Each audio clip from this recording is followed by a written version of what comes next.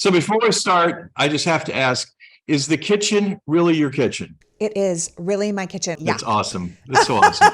It's like so perfectly a kitchen for this. It's so funny because everyone's like, well, we assumed you lived somewhere in the Midwest because of your kitchen. I was like, oh, because I don't have a fancy enough kitchen for LA? Like, I get it. I get it. There's not enough room on my counters for the bananas. They go on top of the fridge. Like, there's a flippin' pull-up bar in the background. It just makes me laugh. There's awesome. a lot of people who think Soros is paying for my green screen. And I always think, dude, if I had a green screen, like there wouldn't be a pull-up bar.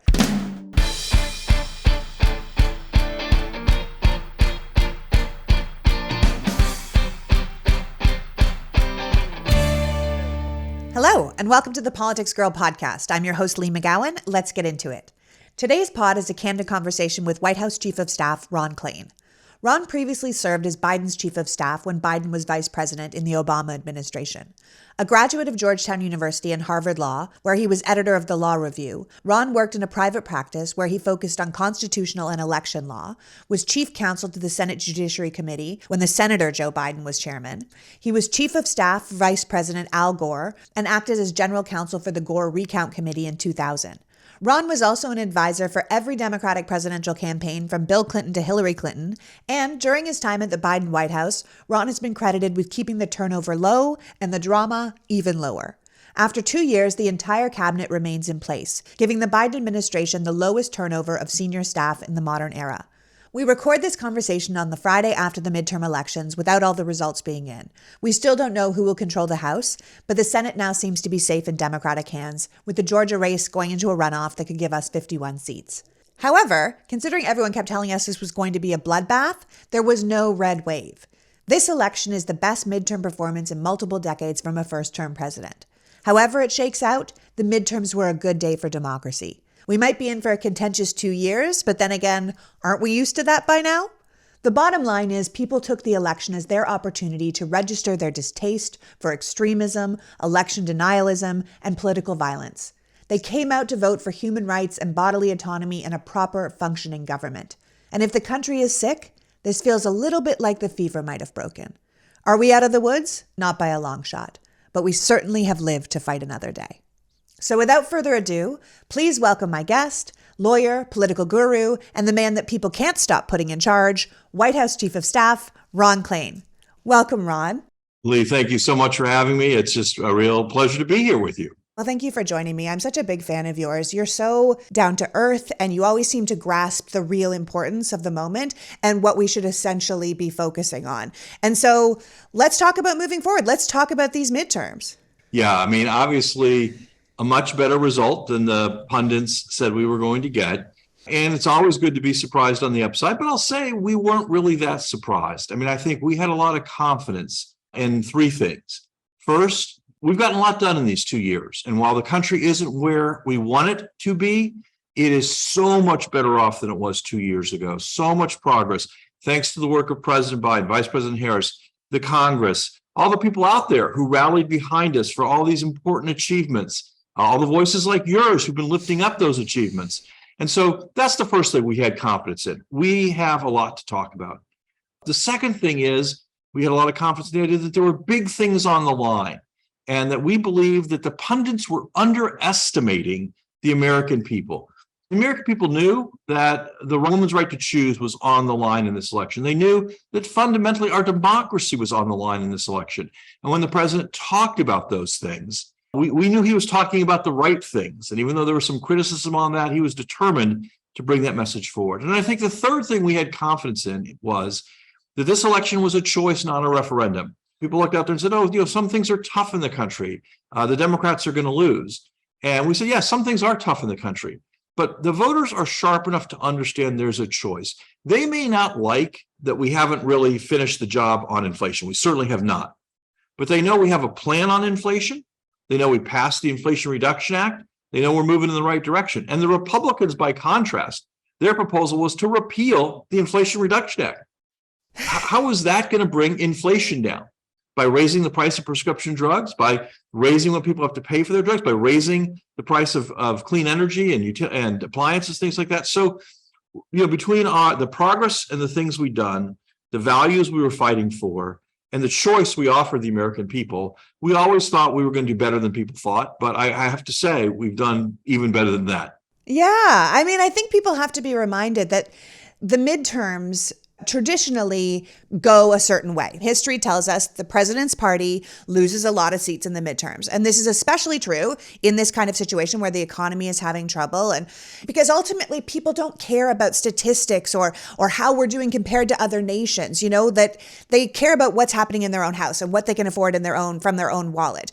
But from those of us who are watching, I know that I'm not of the pundit class, right? So what you were saying is so true. Like, if you're not in the legacy media and you don't subscribe to the way things have always been, we knew that traditional metrics weren't going to hold here. And these metrics broke the mold. As we record today, there is still a path for the Democrats to hold the House. Yeah. It could go to the Republicans, but not in the numbers that they needed to claim any sort of mandate. And we both know how hard it is to keep a limited minority in line. I think that Kevin McCarthy is going to struggle hurting this particular group of cats, if that's what it happens to be, right? And it looks like we're going to keep the status quo in the Senate. And with the Georgia runoff, we might actually get one seat. And that should be seen as a major victory for the president, because as we're saying, by all historic measures, the midterms are a referendum on who is in charge. And with inflation high and crime being up and Biden's approval ratings being down, which always shocks me because he's gotten so much accomplished, the Democrats should have been handed a massive loss. The Republicans were out there predicting they'd be winning 60 seats in the House and flipping the Senate. And that is not at all what happened, right? So I think we have to look at this as a victory, even if it doesn't feel, like a victory. A victory feels like, oh, and I ran through the finish line and I went through this. That's not how politics works, unfortunately. It's a drip by drip, movement by movement, quiet successes. But I think that the voters put mega authoritarianism on the defense. And that is definitely a testament to grassroots organizing and young voters starting to realize their power and people being tired of extremism. I think you put it really well when you said this is what the election is about, despite the fact that traditional media is still looking at charts and trying to figure out what happened.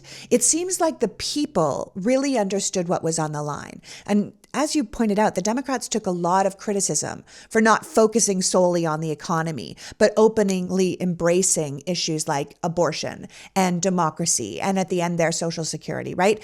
But to me, and the exit polls, that was a smart move. Well, look, and Leah, I think you saw it in some very unexpected ways. So what we're seeing in so many states where election deniers were the candidates for Secretary of State, extremist traffickers in the big lie, you're seeing almost in every one of those states, that person losing and the Democratic candidate winning. And what's interesting about that is you're not just seeing that outcome, which is impressive in and of itself, but in many states, these so-called down ballot candidates are actually getting more votes than the upper ballot candidates. You have many states where the Secretary of State candidate who wants to have faithful and real elections is outpolling the governor's candidate or congressional candidates. You never see that. I'm going to say this to people who don't follow politics that closely. This is something that never, ever happens. Now, why? Why did it happen? Because the American people came out and said, hey, you know what? We think democracy is very, very important. We may or may not agree with Joe Biden on everything. We may or may not agree with everything he's done. But when he stands up and says, hey, democracy is on the ballot, we agree with that. There's a lot of other issues we can debate over time, but democracy is a really critical issue. And one by one, these hardcore MAGA extremist election deniers were rejected by the voters. And I think that's something we should all be proud of. I mean, we can do the counting of how many seats and how many this and how many that. But I think, as the president said on the Wednesday after the election, it was a good day for democracy. And that is a very important thing. It is a good day for democracy, and it's a huge step towards averting a huge crisis in 2024. If you put a bunch of secretaries of state who are election deniers in place, that would really affect the elections in 24. And as of now, at least 4 of the 5 swing states that decided 2020 now have non-election denier governors and secretaries of state. And that is a huge big deal for the health of democracy overall. I mean, personally, as a woman, I thought it was pretty insulting that people thought that gas prices were more important than my own personal human rights. But so did voters in Kentucky and Michigan and Vermont and Montana and California, who were all voting to put reproductive freedom on their ballot and vote for it, right? So this wasn't just a one-off where a bunch of women were like, I'm mad and now I'm not mad anymore and we're not doing it. It was a continued effort where people saying, you know what, this is important. And the media telling us that we were out of touch and that people didn't really care about these issues anymore. That was not at all true. Across the country, millions of Americans saw this election exactly for what it was. It was between freedom and fascism, and they voted to protect American democracy. And like you said, people should be proud of that because this wasn't just organic. This happened because enough people put in the work to sell the message to the country that they understood what was at stake. And let's be honest, I mean, inflation is already beginning to cool, right? The consumer price index rose less than expected in October. And the indication is that while inflation is still a threat, it could be on its way down, which is kind of what the economists thought it would be doing. And I'm sure the Republicans thought they could breeze into power and be like, see, we did that. But that's not what they did. It's what is happening. And that's why we keep saying it's a global problem. It's happening everywhere and it's cooling on its own. I'm actually so proud of all of the efforts that the Democratic voters and the grassroots organizations and independent media and influencers have put in since 2016, but particularly in the past 2 years, because I believe there really is hope for a truly positive future for this country with enough time and hard work. And that's the thing. It's hard work. It's not an overnight change. I agree. And I'll add one other thing, which is another reason for hope was the incredibly strong response and active participation of younger voters. Yes. We saw young people came out and they came out strongly. Now, again, I'm not a younger person. I used to be one. But, me neither, Ron. Yeah. But again, the kind of the fundamental rule, if you will, in politics is that young people don't vote and that young people don't vote in midterms. And I will say we at the White House, we believed that would not be true. Young people had made a huge difference in 2020. And we believe they were not willing to give those gains back in 2022. And so the president had an aggressive agenda aimed at trying to help younger people who are struggling with the pandemic. People, just coming out of school, just graduating from college or high school into a pandemic world. They've had a tough couple of years. And so what did the president do? The president said, we're going to tackle student loan debt relief and took some heat for that, but said we were going to do that. He knew that for this generation, climate change was a very high priority. It should be a priority for all of us, but particularly for younger people, it's a high priority. They're going to have to live in this world with the changes. And he took bold, historic action on climate change. He took action on marijuana reform and a lot of other issues that matter. Like gun control. This is the first time we've made a real difference in that world. And these are the kids that have been shot up in their schools since they started. Yeah. And so I think seeing those young voters defy expectations, defy conventional wisdom, defy past practice, they actually, you know what, we are going to line up. And you saw these pictures all over the country of kids in colleges and young people, community centers, just in lines willing to wait hours and hours to vote. I think that should make everyone super optimistic about the future because the younger generation is not kind of turning out and tuning out and dropping out. They are getting more active than ever. They are making their voices heard, and they are going to be hugely impactful for a long time to come. And I think anyone that's paying attention can see that. I mean, it's quite clear that we can't just keep doing what we've always been doing. And the Biden administration has already made these changes in the past 2 years. But I think that's why it's showing that right now I'm looking at 78% of Gen Z voters voted blue. And with every election, there's only more of those voters coming in. My son is 14. He'll be voting in the next midterms, right? And he is so excited to do it. And these kids are engaged and they do care. And they don't want status quo. They don't want a burning planet. They don't want their parents living with them because they lost Social Security. They don't want guns in their schools. They don't want any of this. And they know that they now have the power. I mean, if we only end up with 30% of Gen Z voting, look what they did with 30%. Imagine if they were at 50%, right? The Biden administration clearly understands this, which I think is so important. I mean, I was at the White House recently with you guys when you started to reach out to independent media and to social media influencers. And at the time, the president said, I want to start meeting people where they are, right? Yeah. And you guys can see that the majority of the country, especially the young people, aren't getting their news from traditional news sources anymore. And you wanted to find a way to reach out with them and connect, which I think is so marvelous coming from an older generation president who is speaking to a younger generation. I mean, it's tremendous. And I think this will only be more important moving forward, especially since traditional media is showing itself, in my opinion, to be quite out of touch. Well, look, I think we want to communicate with everyone where we find them. And so we obviously do use traditional media, and we do appear on traditional media and use that as a way to communicate with folks who consume traditional media.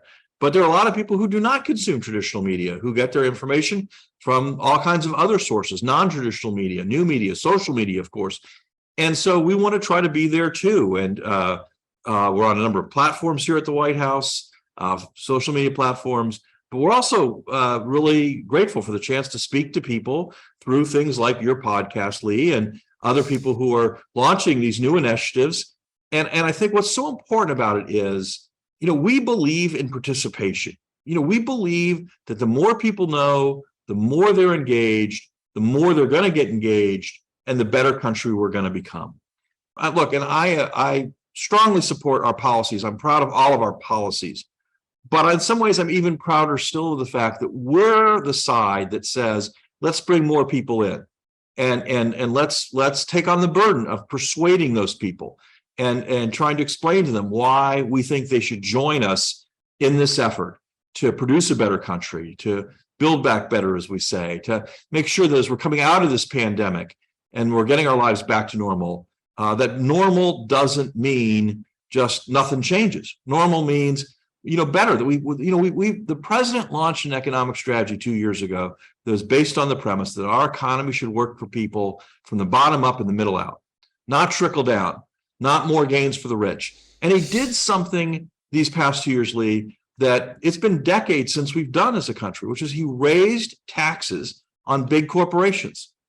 And people said, well, why are you doing that? Why are you raising taxes on big corporations? You're going to take a lot of heat and the big corporations will fight you and so on and so forth. And he said, but look, this is important. People need to believe that the working people need to know that they're not the only people paying the burden in this country, that we had 40 of the largest companies in America pay zero in taxes, even though they made $1 billion or more each in profits. So, we've taken on those fights. I've been in Washington for more than 30 years now. And as long as I've been here, people have said, hey, someone ought to do something about big pharma. You ought to take them on. You ought to try to get drug prices down. You ought to make them negotiate with Medicare for what they charge Medicare. Some people were like, you can't do that. Can't beat big pharma. Can't be done. President Biden and the Democrats in Congress did it. And they stuck together and they took on big pharma. They beat big pharma. So I think that kind of energy, that willingness to take on these fights that have been left for a long time, to take on some very hard things, and then to have confidence that when the special interests run hundreds of millions of dollars of ads maligning these accomplishments, we could take our case to the American people and say, don't turn back, don't go back, and have the kind of results we had on Tuesday. That's just incredibly gratifying, and I think a good sign about the direction we're headed in as a country. We've been talking about defying the odds, holding the bad back with the good, which is why it feels appropriate that today's pod is brought to you by Aspiration Debit Card. Aspiration is a climate-friendly alternative to big banks.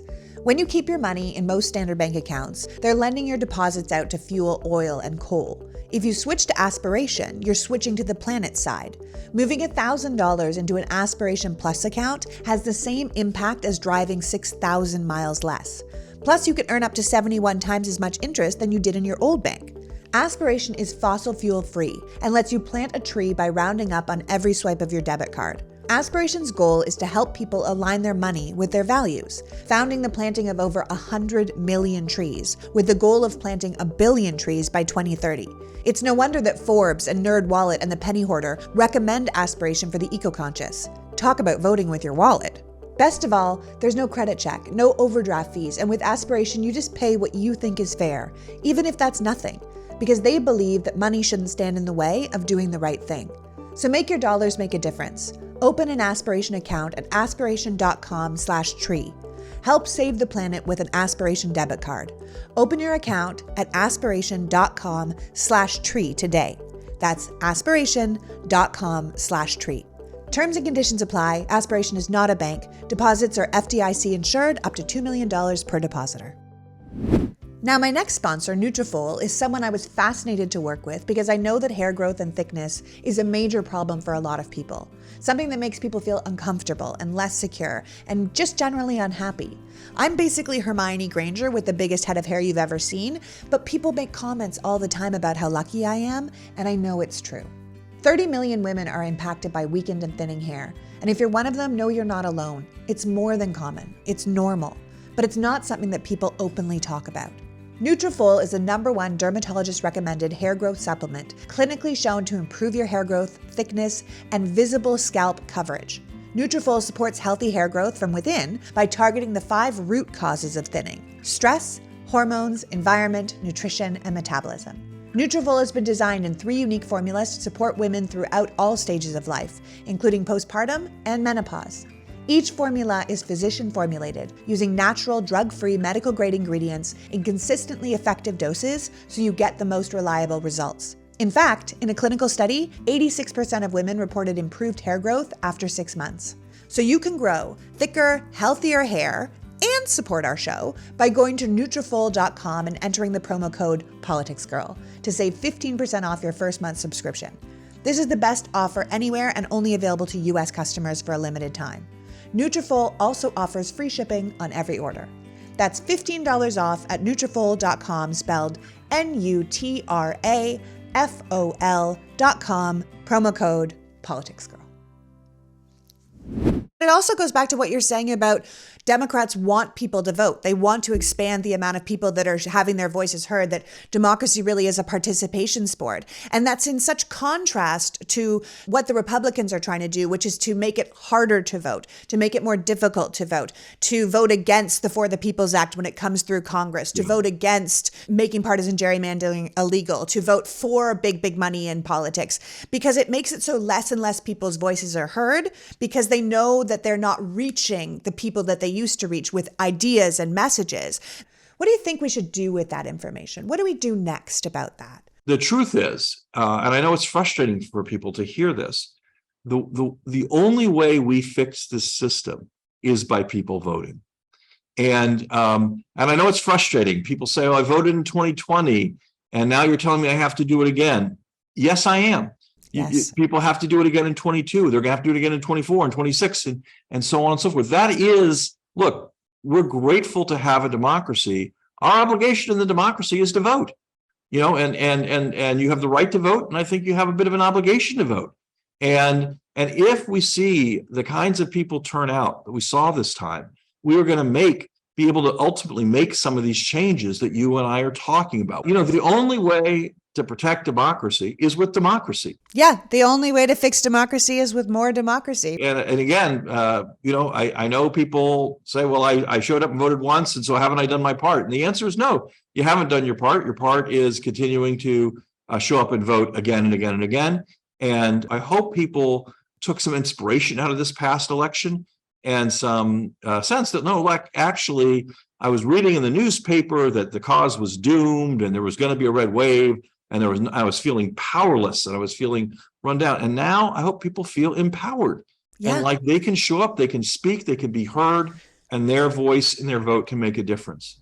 And it absolutely can. I mean, just to speak to your point about using democracy to have better democracy, I mean, that's how it's going to go. And we have to think of it like water on a stone, not like an immediate light switch fix. It's never going to be like that. And people need to get their heads around that. And I think most people that listen to this show do know that it's a continual effort. And I always say, we learn it so we can go out and tell our people, right? We're responsible for our people. I learn what the truth is, and then I say to my dad at the dinner table or my hairdresser or my person at the grocery store that's like, do I need to vote? You're like, yes, you do. And here's why.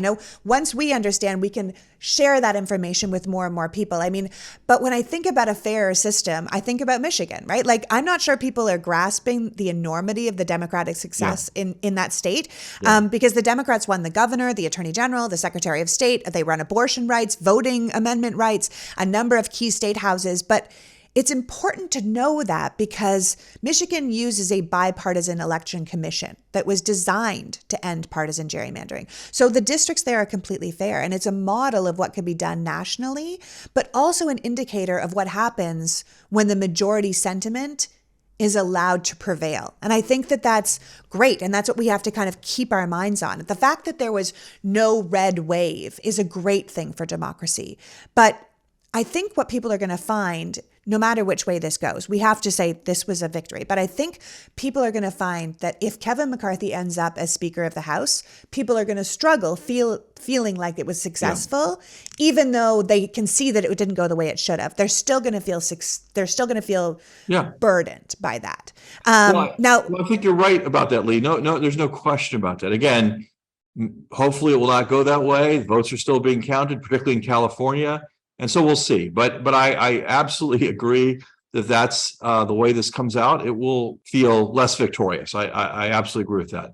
But I do want to go back to Michigan, because Michigan is so interesting to me, because it's not just you had this tremendous success for Democrats, but you also see in Michigan the chance for groups that really haven't had representation to be represented. Michigan has a female governor, a female attorney general, a female secretary of state. They elected for the first time ever, I believe, a woman as the state Senate president now coming out, this first African-American Speaker of the House in Michigan. And so, I think the other thing people should look and see in these states and some of these results is how people who have often been boxed out of power and boxed out of politics can actually show up, vote, and see themselves in the government and see themselves in leadership. And I think that's just so important. We have the first two openly lesbian governors in America got elected in Massachusetts and in Oregon. And so you're just seeing progress all around the country. And yes, there are definitely setbacks. And I agree with you. If it works out that the votes are tabulated and the Republicans take over the House, that is definitely a setback. There's no way around that. But there are inspiring signs of progress. Yes. And indications of what we can do if we come together, make our voices heard, cast our votes, the kind of incredible change that we can produce. Yeah. And I think people have to remember, too, that one thing we really have going for us, other than the terrific team in the White House and the expanded power at the state level, which people cannot look over, is that your administration has already passed so many wonderful things in the first 2 years that people will continue to see the benefits from in the next 2 years. Like with the Inflation Reduction Act and all the climate change stuff and the gun control stuff and all the things you've already done. We will start to see that. If I'm feeling like, oh, well, they have the house, and then I'm like, but this bridge is being built in my town, people are going to feel that in that change in their lives from the CHIPS Act and all these things that are going to happen, these new factories that will come up. That will be a success from the Democrats, and I think it will only serve us moving forward. Plus, if people are nervous, the Justice Department is completely separate from Congress, right? So the investigations that the Republicans have been promising will happen, or shutting down things, or shutting down J6, or all these things that they're talking about, impeaching Joe Biden, impeaching Kamala Harris, I don't know, having a criminal trial for Fauci. This doesn't happen. The Justice Department is separate. They can have their own congressional investigations if they want to, but they'd have to get all their people on board to do it. And I think they're going to have a lot harder time than they think. And look, again, I think that one thing we saw, I think down the stretch in the campaign, one other reason I think the Republicans faded and didn't perform as well as people thought they were going to, was they took their focus off of arguments about how they were going to help America's families and spent a lot of time attacking the president's family. And look, the American people have common sense that even those who are not as passionate about our point of view as you and I are, I think a lot of folks said, well, look, I just want someone to care about my problems, to care about the price of groceries, to care about, how we get the price of gasoline down, to care about, how we deal with climate change and the kind of planet I'm leaving for my kids. And if the Republicans are going to use whatever victories they achieve to just launch political attacks and just, try to tear down the president, I think they will pay a price for that. I think it will be unpleasant, of course, but I think they will pay a price for that. And I think the voters will react quite negatively to that. I also agree with you 100%, Lee, that no matter what the final count is on these elections, we did pass some very significant measures the first 2 years that Joe Biden was president. And those measures, some of them have started to take effect, but some haven't yet. The Inflation Reduction Act, the limits on the costs of prescription drugs, the ability of Medicare go toe to toe with big pharma. That doesn't start till January 1st. It's only 7 weeks away, but still people haven't felt it yet.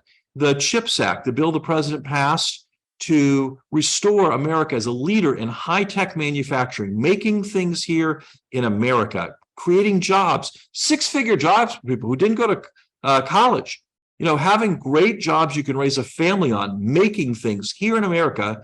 Those projects are just getting underway. The president went to a couple of groundbreakings, but groundbreakings aren't yet factories. Those will start to come next year. The infrastructure bill, we got some projects underway, but the really big projects that are going to put this country back at the top of the pile on our infrastructure and how we get goods to market, how we get rid of all the lead pipes that are still going into too many schools and too many homes in this country. That's all going to start to happen next year. And yeah, so universal broadband. People are going to feel that when it broadband. ends up in their rural community. That's going to be something people can actually see Yeah. happening. So I just think there's a lot of progress where we have kind of lit the match, but it really hasn't hit yet. And I think you're going to start to see that in 2023. I think that's going to remind people that, when they come together, when we stand up, take on these special interests, when we make progress in Congress, we can actually change people's lives in a very real way, a way that will really touch them every single day. And that is coming no matter what the outcome of the final counts on these votes are. Yeah, and it'll remind people that government can be a force for good, that government can work. I think we've spent so long over the years saying government bad, less government, but government can be a true force for good if it's run by people who want it to be so. And I think that's one of the reasons I want so much to keep you guys in power, because I really believe that is what you want. You want government to be a force for good in people's lives. Finally, okay, from your perspective, what should people keep in mind moving forward? We don't know the results yet, but probably by the time this podcast comes out, we will. So what's on the Biden agenda moving forward? What do you guys see us going from here? Well, look, I think we've gotten a lot done, but we have Yes. a lot left to do. Yes. And so obviously one important thing is what we were just talking about, which is implementing these laws we passed and making them work and producing the results. But we're not going to stop there. Look, we have to do more to protect reproductive freedom. We took strong administrative action to protect women's rights after the Supreme Court reached the Dobbs decision, but we have to do more in that regard. Keep that up, protect those rights. We need to make more progress on what politicians call the care agenda, but what people call child care and elder care and the things they need to take care of their kids and take care of their parents so people can work and be productive and they can feel confident that their kids and their parents are in a good place while they're at the job or doing whatever they're doing during the day. And we need to make more progress on that. That's a critical issue for our families and for our economy. Yeah, real people, real life, real issues. That's what we're actually dealing with here. Where does our kid go when we go to work? Exactly. We need to make more progress on that. We've been trying very hard to deal with the cost of education, creating more opportunities for people. President's decision on student loan debt relief is still tied up in the courts. We need to kind of fight our way through that. But then it's just part of an effort of making advanced education, higher education, more accessible to people, making community college free, making job training more widely available and accessible. We have to have a workforce up to the challenges that we're going to face as a country and an economy. And again, that's not just sending everyone off for a 4-year college degree. People who want that should absolutely be able to have that. But people who want a 2-year degree or specialized training so they can get a particular job, they should have that too. We're for opportunities for everyone and people being able to hit their stride as they move through life. And so that's something where we still have a lot more work to do. And then we have a lot of work to do on the global scene. We haven't talked about it much, but we've been this year in the middle of the largest land war in Europe since World War II, and having to support democracy in Europe, having to make sure the Ukrainians have what they need to hold off the Russian aggression. That's going to continue to be a challenge and is going to continue to need Americans to lead and to help our friends over there who are struggling with this attack by Russia.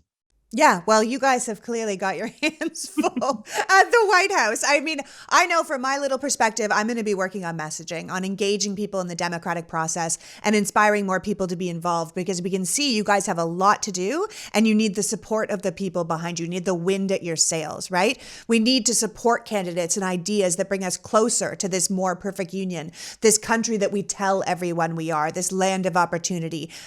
We need to support the people that want to bring us there. And that starts with knowledge and understanding. And that's what I'm going to help with on my end. That's going to be Awesome. my thing there. So I want to thank you so much for joining me today, Ron. I'm such a big fan of yours. You're so good at your job and you're so committed to the country.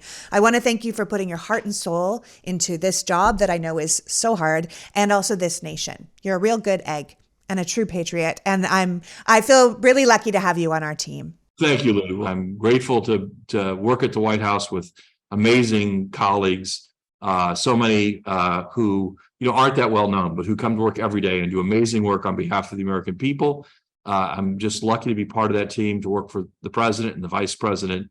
And we're grateful for everything you do to bring information to the American people, to engage people. I'm going to say something kind of wonky. Cynicism is asymmetric in American politics. And by that, I mean that when people get turned off, that's not something that affects both sides equally. It raises doubts about government. It benefits the people who want to see government do less. It benefits the people who want to see people tune out and let the special interests control the government. And so everything we can do, everything allies like you can do to try to get people engaged, get people focused, get people the information they need, it makes such a difference. Yeah, because it's by the people, for the people. And I think that's essential that we remember that. Absolutely. All Thank right, you, Lee. Ron. Thanks so much. Have a great day. I know you're busy. Bye. Bye-bye. So that was Ron Klain, White House Chief of Staff and firm believer in the American experiment. Ron reminds us that democracy had a good day on November 8th, but the work isn't done, because the only way to really fix democracy is with more democracy.